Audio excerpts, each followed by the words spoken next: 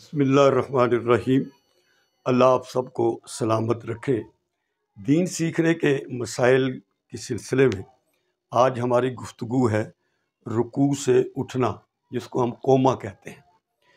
हज़ूर नबी करीम सल्लल्लाहु अलैहि वसल्लम ने एक आदमी को तालीम देते हुए इरशाद फरमाया कि अच्छी तरह रुकू करो और फिर अपना सर उठाओ, फिर बिल्कुल सीधे खड़े हो जाओ और फिर सजदा करो। हज़रत आयशा रज़ी अल्लाह ताला अन्हा फरमाती हैं कि नबी करीम सल्लल्लाहु अलैहि वसल्लम जब रुकू से सर उठाते तो उस वक़्त तक सजदा नहीं करते थे जब तक आप बिल्कुल सीधे खड़े ना हो जाते। हमारे यहाँ ये होता है कि हम रुकू तो करते हैं, लेकिन रुकू के बाद कोमा जो है, यानी कि जो खड़ा होना होता है, वो सही तरह नहीं करते, बल्कि थोड़ा सा सर उठाते हैं और सजदे में चले जाते हैं। जैसे भाई फैसल साहब आपको करके दिखाएंगे। चलें जी, ये रुकू किया। अब रुकू से कैसे उठते हैं?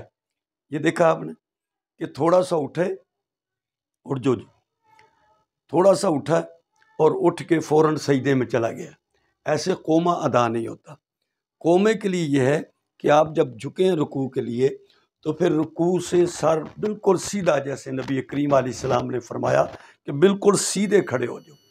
सीधे खड़े होके समी अल्लाहु लिमन हमिदा रब्बाना लकल हम्द आपने ये पढ़ना है, तस्बीह पढ़नी है, और तस्बीह पढ़ने के बाद अल्लाहु अकबर कह के आपने सजदे में जाना है। जैसे सही तरीका आपको बताया जाएगा। ये देखिए, अब रुकू में गए, अब रुकू से सर उठाया तो बिल्कुल सीधे खड़े हो गए और सीधा खड़ा होने के बाद सजदे में चले जाना।